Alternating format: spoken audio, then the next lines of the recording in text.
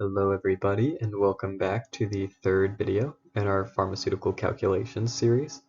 Today we're going to start off with, this will mostly be all of the content on Quiz 2, however some of these topics are also in Exam 2.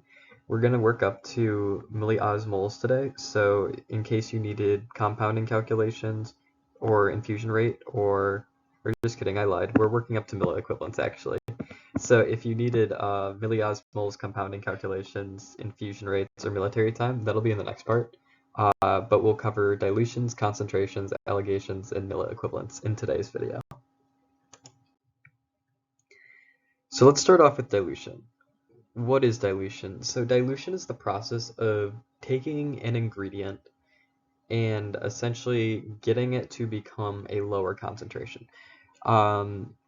And for example, let's just say we have a 5% solution of something. If we dilute it, we can make it like a 3% solution. We could make it a 1% solution. Anything less than 5%, that's essentially a dilution. And there's two ways we can go about doing this. We can mix the substance with an inert ingredient. So let's just say, back to our 5% solution example, let's say we mix some water with that. That'll lower the concentration because water is inert. It's not a drug, and it expands the volume. This is, of course, assuming the solution was in water to begin with, but for our purposes, let's say it is.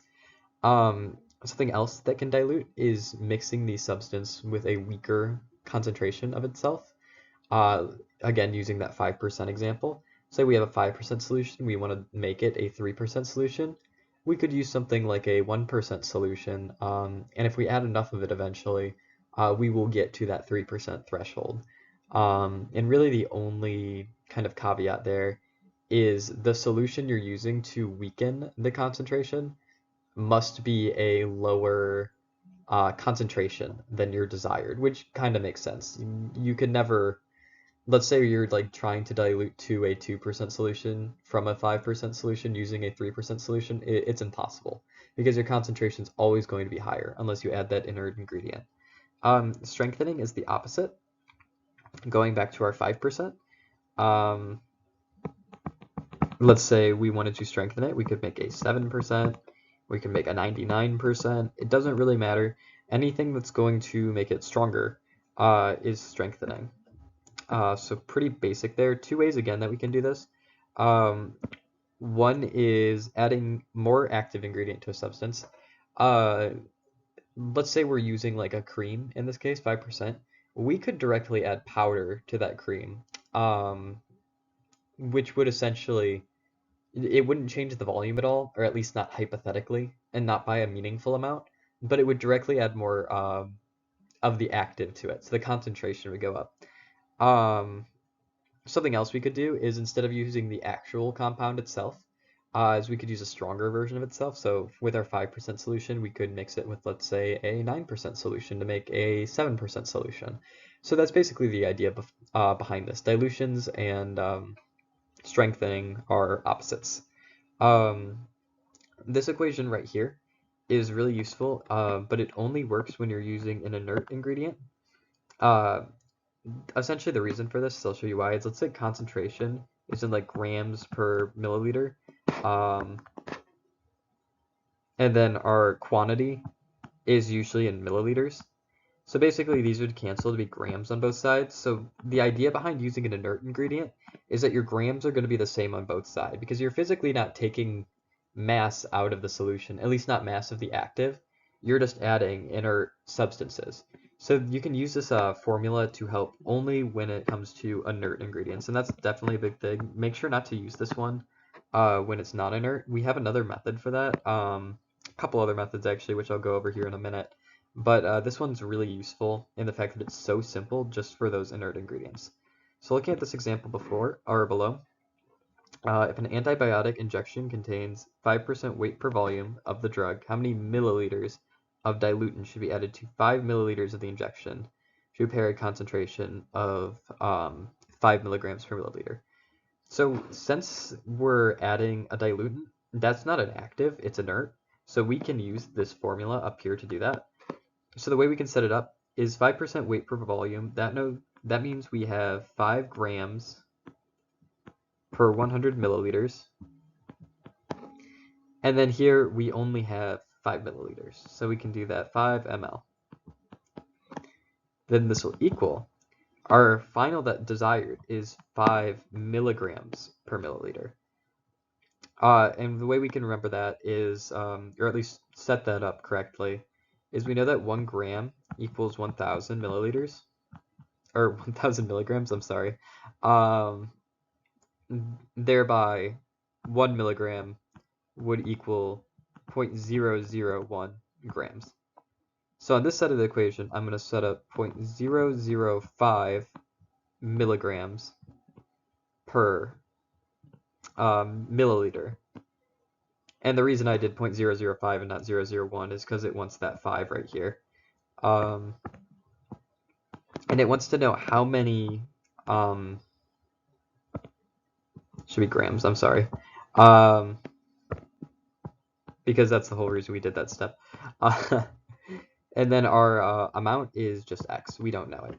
But luckily, we can just plug that into our calculator. I'll do that really quick. So 5 divided by 100 times 5 divided by, because on this side we need to divide to get x by itself, 0.005. We have x as 50 milliliters, but there is one more step to this problem. 50 milliliters is the volume in the entire solution, but since we started with 5 milliliters, we actually need to subtract that initial 5. So we will do 50, which is our new total concentration, minus 5, which is our initial. We get that we need to add 45 milliliters to this solution. I'm going to erase some of this work just so it doesn't leak into the next problem. But yeah, that's how you do just a basic concentration problem. And that one was a little more advanced, just in the sense that you had that final step of how much should be added. But again, this is like a pretty basic equation to use, as long as you make sure your units match, because that was kind of the big limiting step there. This next one is similar, although it's another dilution, kind of, but it's more of like a, what's the word I'm looking for? It's more of just an alligation problem, in the sense that you're not directly diluting or strengthening. You're using multiple ingredients with different concentrations, and you're trying to see what your final result is. So let's see what this example up here is asking us. It wants to know the percent strength, so that's what we're trying to end with, of alcohol in a mixture of 100 mils of 10% alcohol, 60 mils of 15% alcohol, and 40 milliliters of purified water. How do we set this up? Well, at the end of the day, we're just looking for our average. Average is kind of the summation of all our parts over the summation of all our like whole values. So the way you would go about this is, you know that we have 100 mils of 10%. I'll write this as 0.1 for now. Plus 60 mils of 15%. I'll write that as 0.15. And 40 mils of purified water. So here's where we run into kind of a problem, but this is the nomenclature I like to use. Since water has no alcohol in it, pure water is 0% alcohol. So over here I will write 40 mils, but in parentheses I'll just put 0. This will cancel out. You don't even need to write this step, but just for clarity and for teaching purposes, I just wanted to show it off here. Again, since that water has no alcohol in it, it's not contributing to our percent alcohol, and it's just adding volume. So now what do we put in our denominator? We put our total, kind of like volume. And we have 3 values for that. We have our 100, we have our 60, and we have our 40. So we'll do all of that over 100 plus 60 plus 40. Let me plug this into my calculator really quick. 100 times 0.1 plus 60 times 0.15 divided by 200, and we get a total final concentration of, and it's only asking for percent strength. So even though we know the final volume would be 200 milliliters from our 100 plus 60 plus 40, we get 0.095, which translates to 9.5% as our final. Now, an easy way to check yourself is, does this make sense? Your final concentration will never be higher than the highest initial concentration. 9.5 isn't greater than 15%. And since our other percentages are lower than 15% as well, it kind of stands to reason that purified water being 0% and the 60 milliliters of 15%, um, being two different values, having a number that falls in the middle of those. And since the 9.5 does fall in the middle of those two values, we can be pretty certain that we did this problem. It at least makes sense. We can't be certain we did it correctly, but in this case we did. Um, For this next one, this is an alligation problem. This is probably my least favorite type of problem in pharmacy school, just because I don't entirely understand why this works mathematically. I normally like modeling my problems with a system of equation, but you cannot use this for this type of problem. I believe the reason for that mathematically is because we're essentially solving for two unknowns with a system of only two equations, information-wise. So you need to set this up in kind of a weird way. You're going to start by drawing a tic-tac-toe board. Strange, I know. And then we're going to I'll walk you through it. So what are we trying to do? A pharmacist receives a prescription for 1 ounce of 1% hydrocortisone ointment. How many grams of 2% hydrocortisone and 0.5% hydrocortisone would have to be mixed together to make a 1% hydrocortisone ointment? So what we need to do is we need to take our two supplies of hydrocortisone that we have. We have a 2% and we have a 0.5%. It doesn't matter which one you write on the bottom and which one you write on the top. I'll write 2 on the top because it came first in the problem, and I'll write 0.5 in this bottom corner. 0.5. What we put in the middle is we put our 1%. What that you then do is you find the difference between 2 and 1. It's like subtracting when you go through this way. So difference of 2 and 1 is 1. Difference of 0.5 and 1 is negative 0.5. You're never going to have negatives with these, so you could just write 0.5. And these are essentially how many parts of your final solution you're going to have. So total, we have 1 and we have 0.5. We know that added together these are 1.5. So if we were to say, we can reduce these numbers a little bit. 0.5 over 1.5 equals 1 and 3. We know we have 3 total parts. So one part of it up here will be this 2%. And the other part down here will be the other 2, because 3 minus 1 is 2. So I guess I can also just show that mathematically. So 1 over 1.5 is 2/3 or 2, and 3 total parts. We want 1 ounce, so it's essentially asking us how many grams we want to solve for of each. If you remember that there's 30 grams in an ounce, so if we have 1 part over 3, 30 grams times 1 over 3 equals 10 grams, and then 30 grams times 2 over 3 equals 20 grams. So this problem has essentially 2 answers, because we need to know how much of each we're adding. And the way that we do that is with the numbers we just solved for. So we know we need 20 grams of 0.5%, and they read across like this. So even though we did the subtraction diagonally, we read it across like this, how many parts we need. So for the 0.05, we need, or the 0.5, it was 2 out of the 3 parts, and 2 out of 3 of 30 is 20 grams of 0.5 and 10 grams of 2%. And this will give us our final concentration of our 1% solution. A little bit complex. Just making sure you know how to use that tic-tac-toe grid is kind of the most important thing. But if you can do that, you're pretty much set for these problems. It's just a matter of memorizing that. And even if the math doesn't totally make sense why works this way. This is just a consistent method. I haven't found a better way to do it. So I just recommend learning that. I know it's probably new for some of you. It was new for me when I first came through pharmacy school. Um, but it's not that hard, especially once you understand that once you add the parts together, that's your whole, and you just do part over whole. The final example problem on this slide is we have a solution that we're going to be making of sodium hypochlorite, 480 milliliters, and we actually have an instruction here.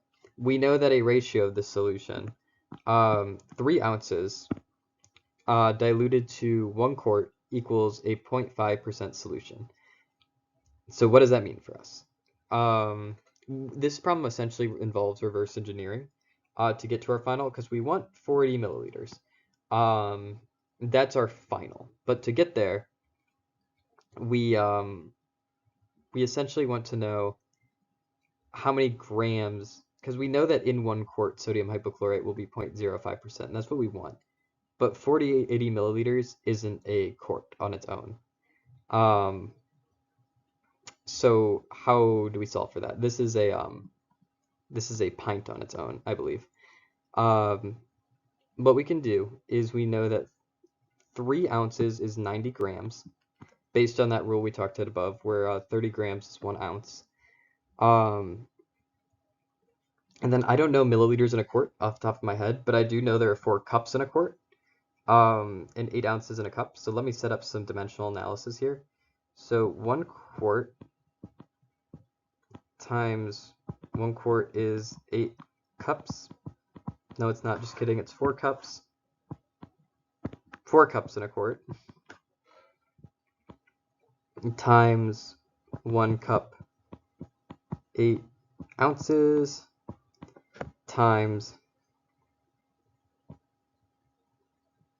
30 milliliters in an ounce. So when we do all that math, 4 times 8 times 30, we get 960. Yeah, I was right. So 960 milliliters with 3 ounces of sodium. And that's mass ounces, not fluid ounces. Sorry if I didn't make that clear. So what can we do with that? I'm going to erase this math really quick. Feel free to rewind the video just if you need that to review that. We have our 960 now. That's all we really needed. That's how many milliliters are in a quart.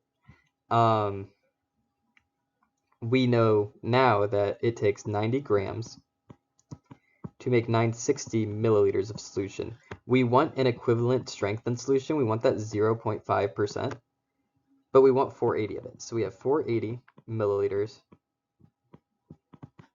and we have X amount of grams. We don't know, but if we do set up this ratio, this proportion, I can divide this side by 480 in order to find out how much mass I need. So I'll do 90 grams divided by 960 milliliters.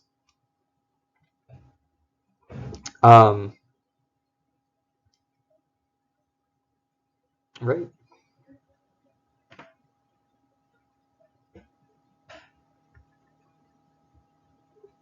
Yeah, 90 divided by 960. Sorry, I just plugged it in my calculator wrong. I was confused why it came out incorrect. And then times that 480. I'm sorry when I said divide here. Since this is the denominator, we're multiplying it when we're taking it to this side. That's my mistake. Times 480, and we get 45 grams. Which kind of makes sense logically. You can do this problem a lot quicker if you know your imperial conversions, which I don't, at least not perfectly. But had you known that 480 was instantly a pint, and had you known that a quart was instantly double that, you could have just realized that it would have been half of 3 ounces, which is 45 grams, which is a valid way of doing it as well. Since we just did the unit conversions, we kind of just took the scenic route. But yeah, that's pretty much everything for this slide.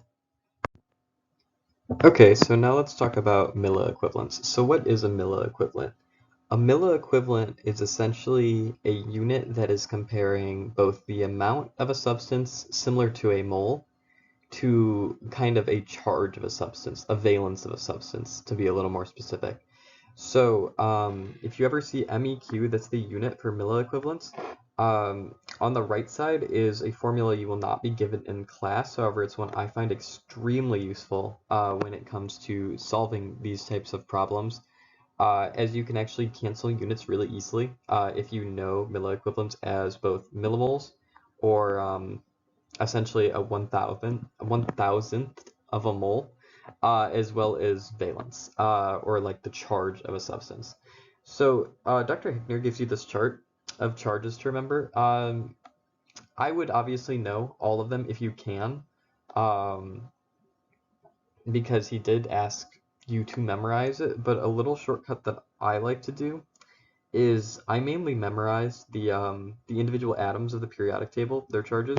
So like hydrogen is +1, oxygen is -2, lithium's +1, magnesium's +2, potassium's +1, sodium's +1. And if you can memorize those, when it comes to these more complex ions that are multiple atoms, you can kind of just add the charges, and they'll sort of work out. Chloride is -1. Ammonium's +1. And again, I also circled the ones I think are a little more important, not just for this class, but for later on. So yeah, just try and memorize as many of those as you can. Be able to recognize the big ones and you should be fine. But let's hop into some problems. So this first problem is asking us for 1 teaspoonful of lithium citrate has 8 milliequivalents of lithium. How many milligrams of lithium carbonate would provide the same amount of lithium? So it's essentially asking how many milligrams of lithium carbonate will get us 8 milliequivalents. And what we can do is we know that the molecular weight of lithium carbonate is 74 grams. So if we're trying to solve for 8 milliequivalents, we can actually simplify the milliequivalence unit to this millimoles times valence. This is a step I'm going to be doing a lot. I'll probably only show it here, but when I set my problem up, this is sort of what I'm trying to do, just in case I skip that step. So instead of writing milliequivalents here, I'm going to write millimoles times valence.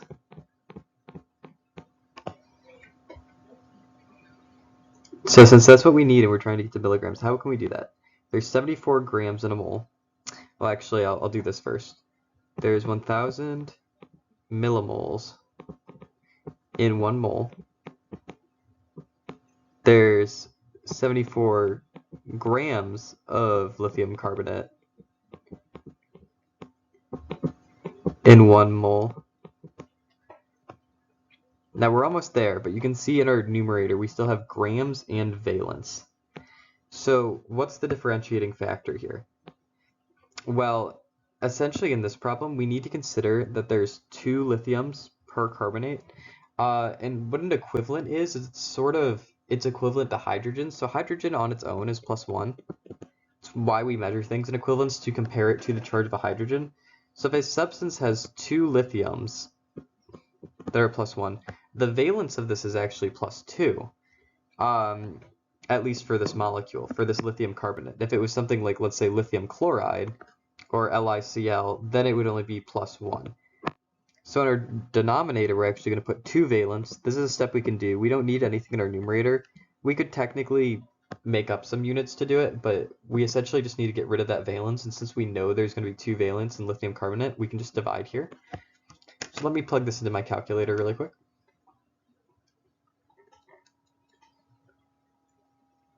So we have 8 divided by 1,000 times 74 divided by 2.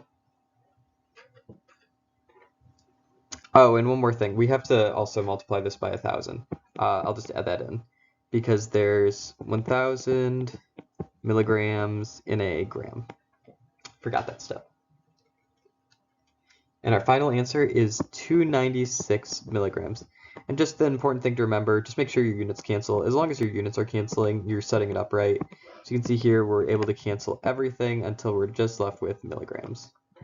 For this next one, it wants to know how many grams of calcium chloride to hydrate are needed to make 200 milliliters calcium chloride solution containing 2.5 milliequivalents per each teaspoonful.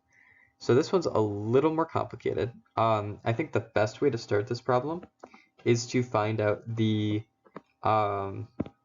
molar mass of calcium chloride to hydrate. So what is a hydrate? A hydrate is essentially just like an atom, usually a salt like calcium chloride, that has some water attached to it in its crystal structure. In a solution, this water will like dissociate. It'll just go off and be part of the solution, but you do need to consider it for the molar mass. So our molar mass would be 40 for the chloride plus 35.5 twice for the two chlorides, and then plus 18 times 2 for the two waters, because water is just one I have memorized personally. It's just since oxygen is 16 and hydrogen is 2, we have 2 of those. That's what gets us our 36. So we have 147 grams per mole. So this is a good start. What do we want our final unit to be, though? We want it to be milliequivalents per teaspoonful. Or in this case, we can write milliequivalent of millimole times valence. So that's what we'll start out with. We'll try and have something with either millimoles and valence in our numerator, as well as have volume in our denominator. And since we want to know for, we're trying to make this solution in a 200 milliliter kind of full solution. This 2.5 is more of a ratio of that. We can start setting it up. So we kind of have to reverse engineer it based on the fact that we know that a teaspoon is 5 milliliters. This is just one of those conversions we've memorized at this point. So basically we need to divide 200 milliliters, because that's our total final, over 5 milliliters. We can set this up as, we know there's 2.5 milliequivalents. 2.5 MEQ equals an unknown number of milliequivalents here. So we can multiply over to this side. So we have 200 divided by 5 times 2.5. And we get that our final solution in the 200 milliliters is going to be 100 milliequivalents. That's how many we need to make. So now we're kind of off to a good start. We have an actual starting point that we can work with here. So based on that 100 milliequivalents, I'm going to erase this now. Feel free to go back and rewind that step. It was just setting up a proportion between the two strengths of the solution. We know that 100 millimoles times valence, calcium chloride, we know that there's 1,000 millimoles in a mole, and we know there's 147 grams in a mole. Then from here, oh, and of course, cannot forget this step. We need to consider the valence. We need to cancel out our valence. Now, calcium chloride, this is a +2 and a -2 charge, so the valence is going to be 2. And again, just putting that valence in the denominator, 2 valence. Can run this in our calculator now. 100 divided by 1,000 times 147 divided by 2. And to get 200 milliliters of a solution that has 2.5 milliequivalents per teaspoonful, we see that we need 7.35 grams of CaCl2. Okay, so with this next problem, it can be a little bit tricky, just conceptually, but I hope I can explain it in a way that'll kind of break it down. So this patient is prescribed 125 milligrams of phenytoin, sodium, 3 times daily. How many milliequivalents of sodium does this patient receive daily? Since we know we're instantly going to need the daily dose, we're going to multiply our 125 by 3, since they take it 3 times daily. 125 times 3, 375 milligrams. Now, we want milliequivalents in this problem, meaning we need a valence. But I don't know about you, I don't, off the top of my head, know what phenytoin's valence is. The key to this problem and understanding this problem is the fact that it's phenytoin sodium. and what that essentially means. And down here we can also see in this chemical formula, it's 1 sodium. For example, if it was ever a drug, let's just say it's like warfarin sodium or something. I don't actually know if warfarin has a sodium salt, but let's say it is. It's essential to check that formula to know how many it's bound to, because that will tell us our valence, which again is essential for milliequivalents.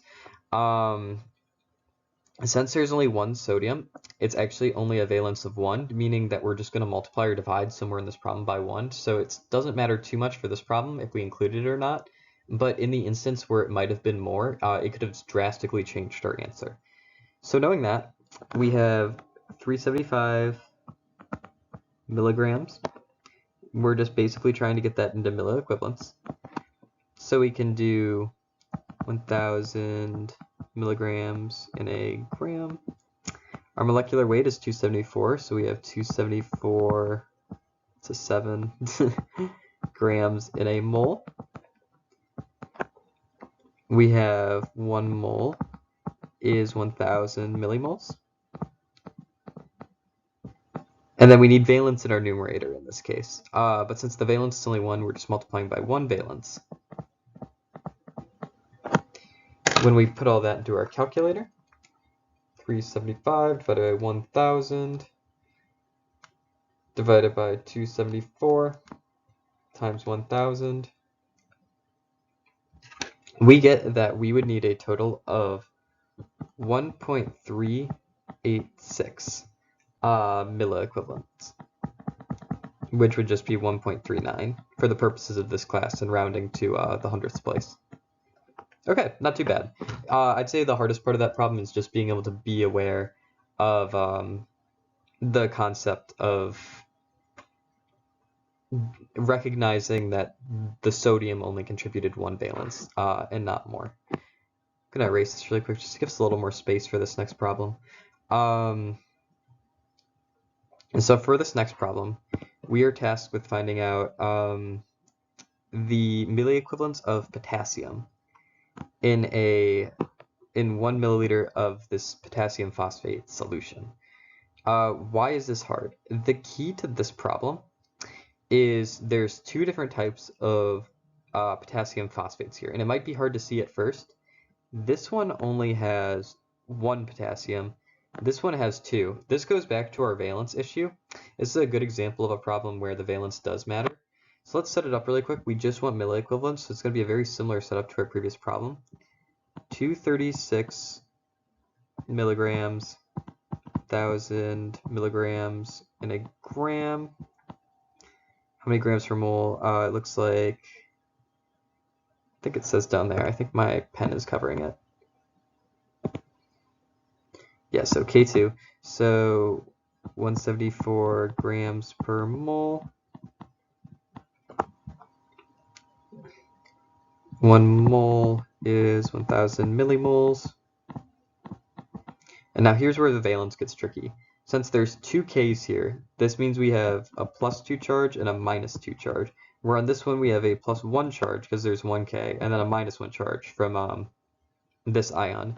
And the way you can kind of think of that is when hydrogens are on an ion, they don't really contribute to like the valence in the way that something like an alkali metal would or a halogen would, adding like definitive charges. They kind of just hang around. So in this case, it's times 2 valence, straight 2 val right there. Setup for the one underneath it is extremely similar. 224 milligrams divided by 1,000. I'm going to skip steps, at least at first, just because it's... I'll just write it out, actually. I changed my mind. 136 grams in a mole. 1,000 millimole. Mole. And on this one, we have this +1, -1 charge, so times 1 valence. And then you're going to add these. They're additive. You don't need to average or anything because these are both ions that are contributing to the solution. There's always going to be this many. So let me really quick put that in my calculator. 236 divided by 1,000 divided by 174 times 1,000 times 2. So this top ion right here is contributing 2.71. Do the same thing for the bottom. 224 divided by 1000 divided by 136 times 1000 times 1. We get 1.65 for the second one. Then if we add those, plus 2.71, we get a final answer of 4.35 milliequivalents in the solution. So that's not too bad. I'd say the biggest takeaway, and this isn't something Hegner will teach you in class, so again, I really stress this formula, is this milliequivalents equals millimoles times valence. It'll save you so much time. And this is also the property that I alluded to. I believe in my first set of videos, it was either video 1 or video 2, one of the exam 1 videos. You can use this to shortcut really, really complex problems, especially when we start talking about milliosmoles as well. So yeah, I just definitely keep that in mind. Alright, so let's do a few practice problems. These should cover what's on quiz 2 for you for the most part. That's obviously been most of this video, but I pulled a few more examples just that I think help. This first one's asking us if a banana contains 10.8 milliequivalents of potassium, how many grams would we need to get an equal amount to that? So what we can do is remember our rule of millimoles times valence. So 10 millimole times valence. We can cancel valence right away since potassium and chloride are +1 -1. So that's 1 valence. Just remove that from the problem, cancel those units. And now it's just a simple grams to mole calculation. So we know that there are 1000 millimole and a mole. That we need grams per mole of potassium chloride. So that's 39, which the problem gives us, plus 35.5. 74.5 grams per mole. And then all these units will cancel out. Let me put it in my calculator really quick. So 10.8 divided by 1000 times 74.5. And we get 0.80 grams. Pretty simple. I don't think the next one is too hard either. This is another one of those dilution problems, so let's read what it's saying. We have 250 milliliters of 5% dextrose, 200 milliliters of 30%, and then 500 of inert still water. So we'll set up our denominator first, just because that's how I feel like doing this problem. It's 250 plus 200 plus 500. Then our numerator, we have 5% of the 1 dextrose times 250 mils plus 30% times 200 mils plus 0%, because if you remember, if a solution is just water, if it's just inert, you can just write it as 0%, or you can skip it. I'm just writing it for clarity. 0 times 500, which will just cancel out and be 0. So let me plug that in my calculator really quick. 5 times 250 plus 30 times 200 divided by 950, because that's what all those things sum to. We get a final percent of 7.63%. I believe this is, yeah, dextrose solution. Next one is an alligation problem. If you remember, the way you set these up is with our handy dandy little tic-tac-toe style board. We need 0.5% cream and 2.5% cream to make 2%. So remember, we subtract through. So 0.05 or 2 minus 0.05 is 1.5, and then 2.5 minus 2 is 0.5, And then what we also need to do is we need to essentially multiply these through as our parts over whole. So we have a quantity of 0.5 plus 1.5. We can simplify this to 1 plus 3, because since these are just parts, they're abstract anyways, equals 4. So this means that 3 out of 4 parts will be our 2.5, and 1 out of 4 will be our 0.5. Then we need the total quantity that we're looking for. So in the problem, that's 2 ounces. If you remember, each ounce is 30 grams. So 2 times 30 is 60 grams.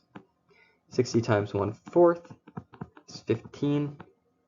60 times 3/4 is 45. So we'll have 45 grams, 2.5%, and 15 grams, 0.5%. Not too bad.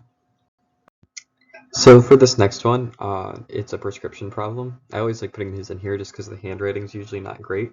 And I just think it's a good practice to see that because you will see them on your exams like this. So what's it asking us? How many milligrams of potassium chloride would a patient receive from one dose? Okay. So what do we have here? We know that the solution is 2.5 milliequivalents per milliliter. And we also know that a dose is 1 teaspoonful. So from there we can really just get going. Knowing our milliequivalent rule, we know 2 millimole times valence. And in this case it's over milliliters. This doesn't really change anything. It's just good to know. So first off, we have our teaspoon. There's 5 milliliters in a teaspoon. There's 1 teaspoon in a dose. So with that, we can cancel, and then we can just get millimoles times valence per dose. This is potassium chloride, so we have a thing that's plus 1 minus 1. Not a thing. A substituent would probably be a more scientific term. So we could just do our little trick with valence. 1 valence cancels out. And then we can just set up our millimoles times gram. So 1,000 millimole mole 39.5 plus 35.5, or 39 plus 35.5 is 74.5 grams per mole. Just continuing down here, times 1,000 milligrams in a gram. So really quick, I'll run all that in my calculator. 2 times 5 divided by 1,000 times 74.5 times 1,000. So we get 745 milligrams per dose.